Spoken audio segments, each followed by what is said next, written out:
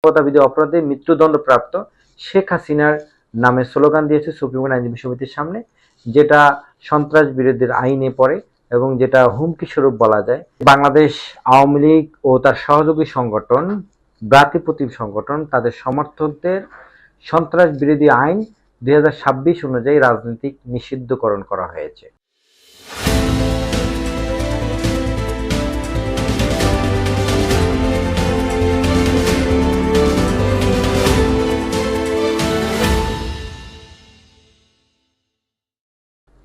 তো আজকে যে ঘটনাটা সুপ্রিম কোর্ট আইনজীবী সমিতিতে ঘটেছে, এটার সূত্রপাত হলো আসলে গতকাল সুপ্রিম কোর্ট আইনজীবী সমিতির ইজিএম ইমার্জেন্সি জেনারেল মিটিং আর কি, মানে সকল সাধারণ সদস্যদেরকে নিয়ে যে মিটিংটা করা হয় সেটাকে বলা হয় ইজিএম আর কি।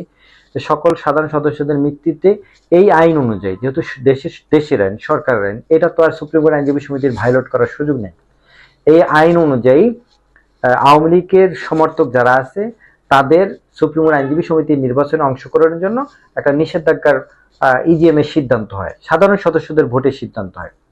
তো সেই সিদ্ধান্তের পরিপ্রেক্ষিতে আজকে ছিল স্ক্রুটিং ডে আর কি, মানে সামনে যে নির্বাচন, সেই নির্বাচন স্ক্রুটিং, যে কার মনোনয়নপত্র বৈধ কারটা অবৈধ।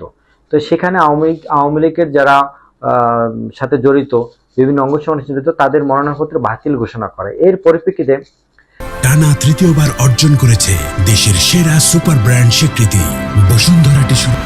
আওয়ামী সমর্থক যারা আছে তারা আপনার বের হয়ে সংগঠিত হয়, প্রায় 150 থেকে 200 জন সংগঠিত হয়, তাদের সেই ফ্যাসিস্ট মানবতাবিরোধী অপরাধে মৃত্যুদণ্ডপ্রাপ্ত শেখ হাসিনার নামে স্লোগান দিয়েছে সুপ্রিম কোর্ট আইনজীবী সমিতির সামনে, যেটা সন্ত্রাস বিরোধীর আইনে পড়ে এবং যেটা হুমকি স্বরূপ বলা যায়, সমিতির জন্য হুমকি স্বরূপ, সমিতির সাধারণ সদস্যদের জন্য হুমকি স্বরূপ। তো এটা নিয়ে তাদের বিরুদ্ধে আইনানুগ ব্যবস্থা নেওয়া প্রয়োজন।